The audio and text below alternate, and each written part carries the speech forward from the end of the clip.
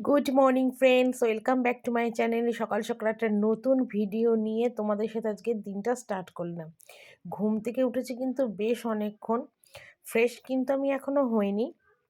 এই পাম্পের জলটা ভরলাম, এইসব টুকটাক কাজগুলো করলাম। তো করে আজকে সকালবেলায় বিছনাটা তুলছি।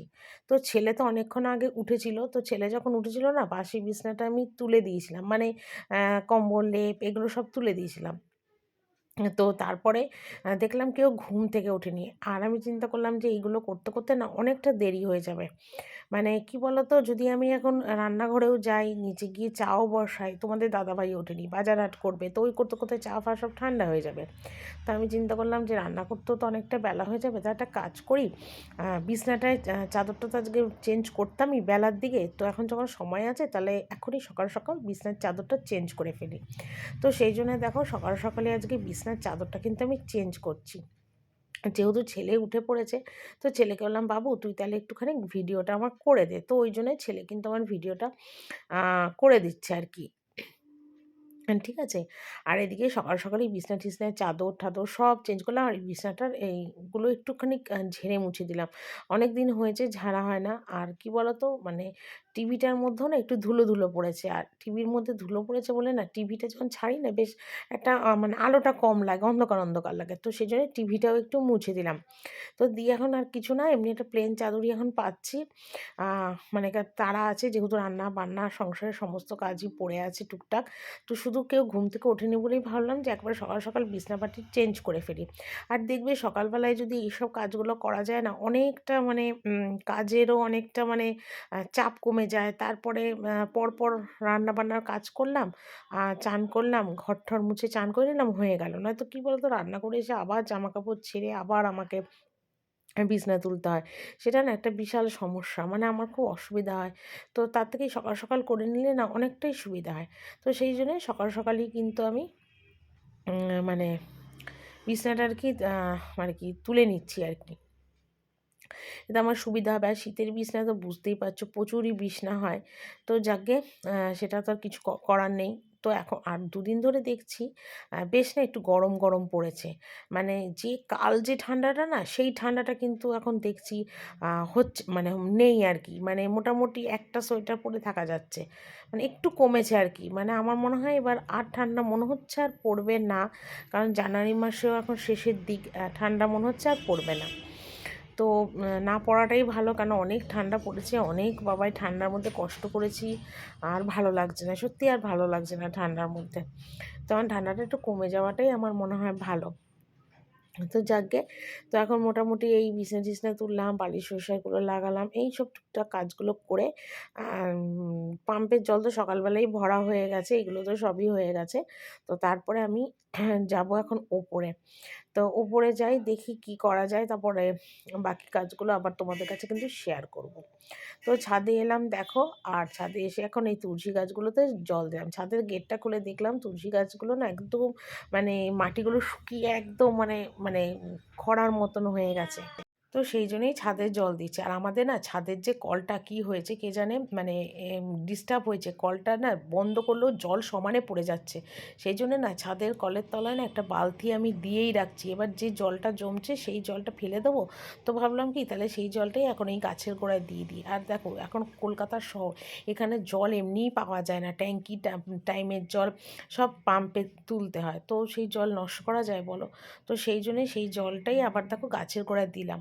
দিয়ে টিয়ে একদম বাসি জামা কাপড় ছাড়লাম, ছেড়ে টেড়ে নিয়ে দেখো এখন এই বারান্দায় যে জামা কাপড়গুলো কালকে কেচেছিলাম মেলা ছিল, তো সেগুলোই সব তুলে নিচ্ছি। আর আজকে আর ছাদের রোদে কিচ্ছু দেবো না। দেখলাম সমস্ত জামা কাপড় শুকিয়ে গেছে। যে জামা কাপড় কিন্তু রোজ শুকোয় না, রোদে দিয়ে শুকোতে হয়, কিন্তু দেখো যেহেতু একটু গরম গরম পড়েছে, মোটামুটি সব জামা কাপড় শুকিয়ে গেছে। তো ভাবলাম তাহলে আর রোদে দিয়ে লাভ নেই, সেই আমাকে আবার ১২টা ১২:৩০টায় এসে জামা কাপড়গুলো তুলতে হবে। তার থেকে এই ভালো আমি নিচে নিয়ে চলে যাই। আর অনেক জামা কাপড়ও মানে জমেছে, যেগুলো আমার সমস্ত কিছু ভাঁজ করতে হবে, ভাঁজ না করলে হবে না। অনেকগুলো জামা কাপড়ই জমেছে। আর সোজা এলাম দেখো নিচে, আর এদিকে আমার শাশুড়িও কিন্তু এসে গেছে। আর আমাকে তোমাদের দাদাভাই বলল যে ও বাজার যাচ্ছে। তো বাজার যাচ্ছে, আমাকে বলল যে তুমি তাহলে একটা কাজ করো, চাটা বসাও। আর উঠতে আজকে ওর অনেকটাই দেরি হয়ে গেছে। তো সেই জন্যেই আমাকে বলল যে আমি বাজারটা নিয়ে আসছি, তুমি তাড়াতাড়ি করে চা বসাও, দোকানে যাওয়ারও তাড়া থাকবে। তো সেই জন্য কিন্তু আমি সকালবেলাতে দেখো আগে উঠেই কিন্তু লিকার চাটা বসালাম। আর লিকার চাটা বসিয়ে তারপর দুধ চাটা করবো। তো আমি ক্যামেরাটা না আমার গ্যাস টেবিলের ওপর রেখেছি, রেখে কিন্তু আমি ভিডিওটা করছি। ঠিক আছে? মানে অন্য জায়গায় কোথায় রাখবো, সেই জন্য গ্যাস টেবিলের ওপর রেখেই কিন্তু ভিডিওটা করছি। আর এদিকে চা ঠাগুলো করে নিয়ে চাটা খেয়ে তারপর তোমাদের দাদাভাইও ততক্ষণে চলে আসবে। আমি কিন্তু তখন তোমাদের দেখিয়ে দেবো, ঠিক আছে, যে কী কী মাছ এনেছে না এনেছে সবটা কিন্তু তোমাদের দেখিয়ে দেবো। আর এইদিকে দেখো নিয়ে এসছে আজকে তেলাপিয়া মাছ। আর তেলাপিয়া মাছ এনেছে, আর রুই মাছও এনেছে। ঠিক আছে, তো মাছ না আজকে দুই রকমের ভাগের এনেছে আর কি। তো মানে একটা না মানে বড় কাতলা থেকে কাটিয়েছে, একটা ছোট কাতলা থেকে কাটিয়েছে। ঠিক আছে, মানে আমায় যেটা বললো আর কি সেটাই তোমাদের বলছি। তো আজকে তেলাপিয়া মাছ সর্ষে পোস্ত বাটা দিয়ে হবে। ঠিক আছে, আর কাতলা মাছটা এমনি একটু ঝোল হবে, মানে শিম টিম আলু টালু দিয়ে ঝোল হবে। তো এখন সেটা কাটিনি, কাটবো আর কি। আর এদিকে এই মাছগুলো দেখো ধুইছে, একটুখানি আলু ভাজছি, যেটা সকালবেলা ডাল দিয়ে ভাগ্নি আর ছেলে খাবে, তো সেই জন্য আলু ভাজাটাও কেটে নিয়েছি। আর এদিকে দেখো আবার আরেকটা যে ধরনের মাছ এনেছে, দেখো এই একই কাতলা মাছ একটু বোধহয় আলাদা, তো আমাকে বললো একটু আলাদা আলাদাই করো। তো সেই কারণে দেখো এই মাছগুলো আলাদা করে ধুয়ে আবার নুন হলুদ মাখিয়েছি, যেটা আমি ওই শিম অল্প একটু বেগুন একটু আলু সব দিয়ে আর কি মাছের ঝোলটা করব। তো এখানে না পেটি সেরকম ভালো আর নেই, সবই না গাদার দিকের মাছ নিয়ে এসছে। তো দেখো না বেশ ভালো বড় কাতলা থেকেই কাটিয়েছে, না এত বড় মানে গাদা কী করে আসে। তো এই মাছটা আলাদা করব। আর ওদিকেও আরেকটা কড়াই বসিয়ে দিয়েছি, ওটার মধ্যে তরকারি মানে মানে বসাবো বলে একদম রেডি করে রেখেছি আর কি। কী বলতো, মানে একটু গুছিয়ে টুচিয়ে নিলে না দেখবে রান্নার কাজগুলো কিন্তু বেশ তাড়াতাড়ি হয়ে যায়।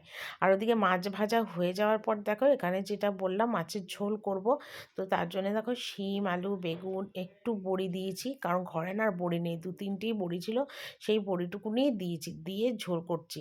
হ্যাঁ, আর ধনেপাতা আছে, যেটা আমি হয়তো মুসুরির ডালে হয়তো দেবো, কারণ দেখবে শীতকালে না মুসুরির ডাল ধনেপাতা দিয়ে খেতে কিন্তু বেশ লাগে, আমার তো হেব্বি লাগে খেতে।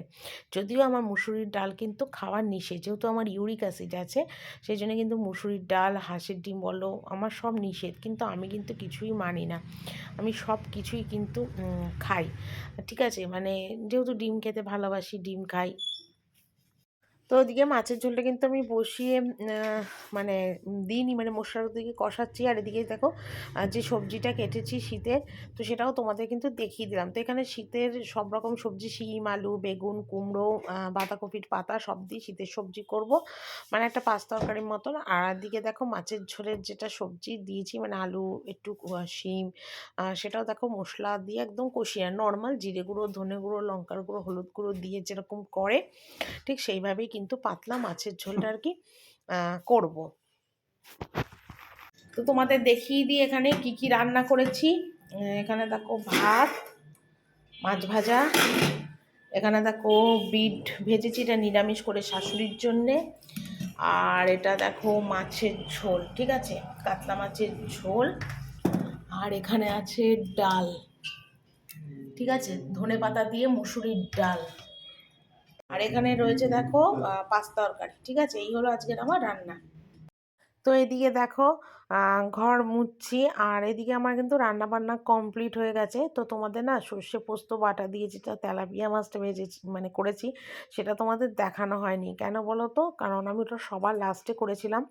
তো সেটা কড়াইতেই ছিল গ্যাসের ওপর, আর বাকি রান্না যেটা হয়ে গ্যাসের থেকে তুলে দিয়েছিলাম আর কি টেবিলের ওপর, সেই রান্নাটা তোমাদের কিন্তু আমি দেখিয়ে দিয়েছি। তো ছেলেও খাওয়া কমপ্লিট হয়ে গেছে। আর ওদিকে ছেলেকে বললাম বাবু তুই আমাকে একটু ভিডিও করে দে, তো ছেলে দেখো আমাকে কিন্তু ভিডিও করে দিচ্ছে। দিচ্ছে। আর কালকে না আমি রান্নাঘরটা মুছিনি, মানে এত নোংরা হয়েছে, এত নোংরা হয়েছে কি বলবো।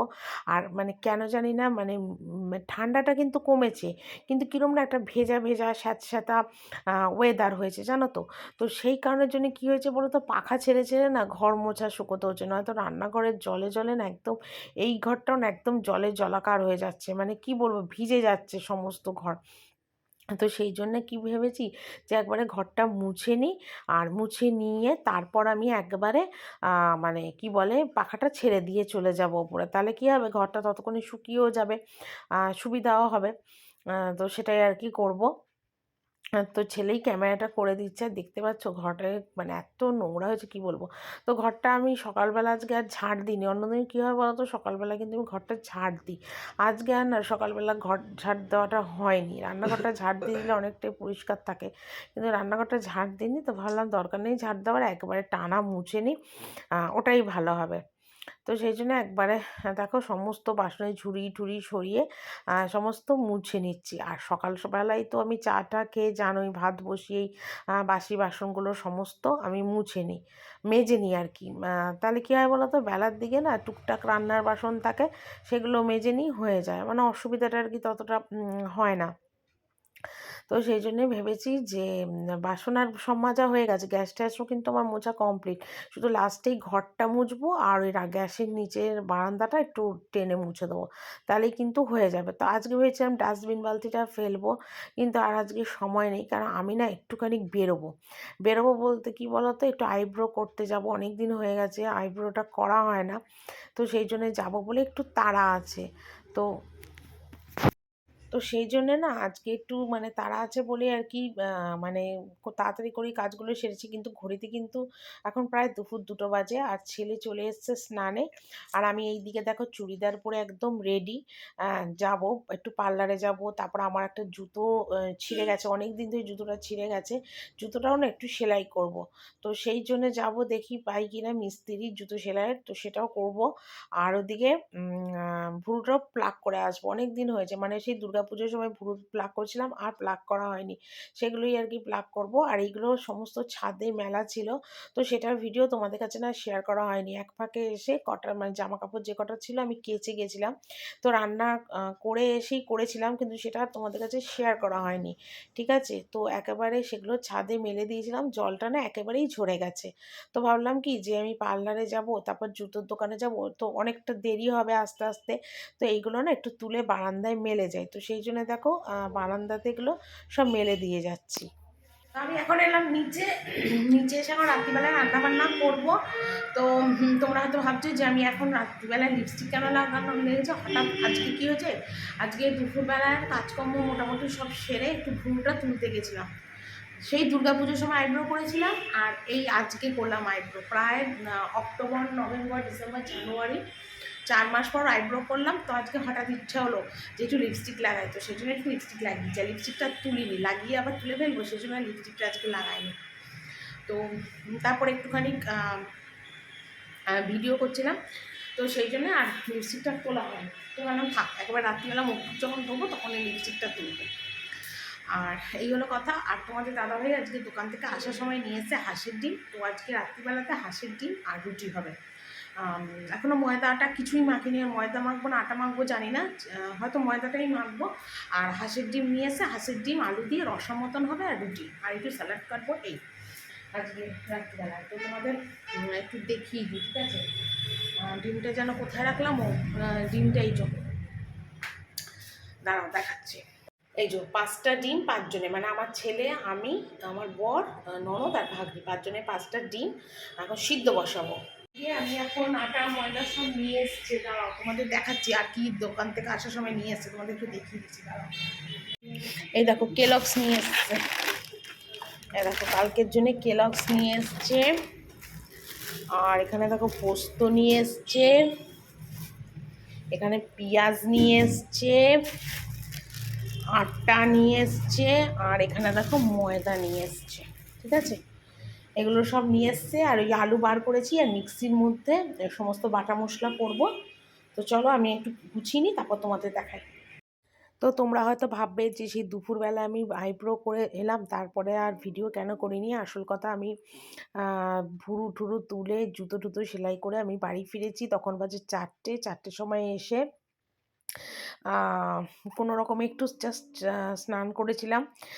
তারপর স্নান টান করার পরে না আবার একটু ছেলেকে খেতে দিলাম, আমি খেলাম, তারপরে একটু শর্ট ভিডিও করেছিলাম। তো লিপস্টিক তো লাগানো ছিল, তার মধ্যে চান টান করে চলে গেছিলো, মুছে গেছিলো, আবার লাগিয়েছিলাম। তো লাগিয়ে টাগিয়ে নিয়ে তারপর আর ফোনটা চার্জেও ছিল, চার্জ ছিল না, চার্জে বসিয়েছিলাম, তো একটু টিভিও দেখছিলাম, সেই জন্য আর ভিডিওটা অন করতে পারিনি। তো একবার রাত্রিবেলাতেই কিন্তু অন করেছি, আর তো তোমাদের দেখিয়ে দিলাম তোমাদের দাদাভাই কী কী এনেছে।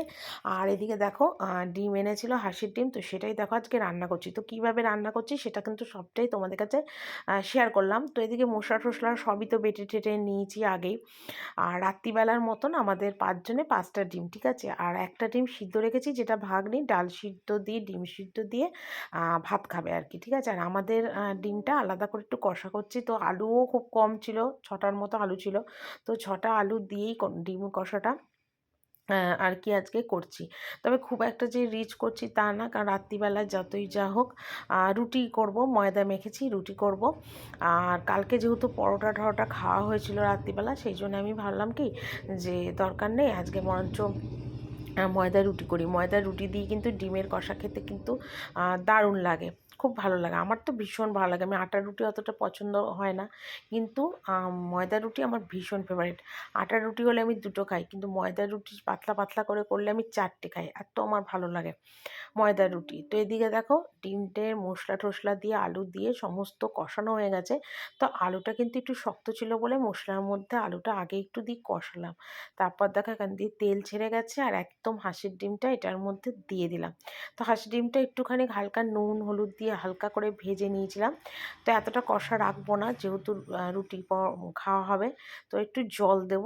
তো আলুটা একটু শক্ত শক্ত আছে, তো আলুটা একটু সিদ্ধ হতে লাগবে, তো সেই জন্য একটু জল দিতে হবে, না তো আলুটা মানে নরম হবে না আর কি। তো এদিকে ডিমটা একদম পুরো ভালোভাবে আমার কিন্তু কষানো হয়ে গেছে।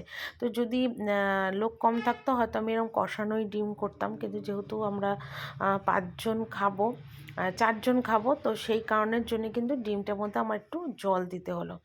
তো যাকগে, এবার ভালো করে ডিমটা ফুটে গেলে আর ওটাও একটু নরম হয়ে গেলে আমি কিন্তু নামিয়ে দেবো। তো ওদিকে ডিম কষাটা বসিয়ে দিয়ে ঢাকা দিয়ে আমি চলে এলাম এখানে রান্না করতে। রান্না না, ময়দা তো মাখা হয়ে গেছিলো, আর এখানে দেখো রুটি বেলতে বসলাম। আর তোমাদের দাদাভাইকেও কিন্তু ডাক দিলাম যে তুমি এসো রুটিগুলো মানে ভাজো তাড়াতাড়ি। আর ডিম হয়েছে বুঝতেই পারছো, বেশ খাওয়ার জন্য আমার এখন জিভ লক লক করছে। তো এখন আটাটা ময়দাটা মেখে করলে নিয়ে আমার পুরো কমপ্লিট হয়ে যাবে। আর সত্যি কথা, আজকে না মনটা খুব ফ্রেশ হয়ে গেছে, একটু রাস্তাও বেরিয়েছিলাম, ঘুরে এলাম, ভুরুটাও তুললাম। মানে অনেক দিন পর ভুরুটা তুলেছি, তো আমাকে যেন মনে হচ্ছে আমি ফেসিয়াল করেছি, চকচক চকচক করছে। যাকগে, জানি না তোমাদের কেমন লাগছে, আমার তো নিজেকেই বেশ ভালো লাগছে। সত্যি কথা, নিজের জন্যে কোনো শরীরের যত্ন করি না, নিজের রূপচর্চায় কোনো টাইমও দিই না, কিছুই না। হঠাৎ আজ মন চাইলো, তাই আর কি ভুরুটা তুলে এলাম। তো চলো বন্ধুরা, আজকের ভিডিওটা এখানেই শেষ করছি। কালকে একটা নতুন আর সুন্দর ব্লগ নিয়ে তোমাদের কাছে চলে আসবো। Tata, good night.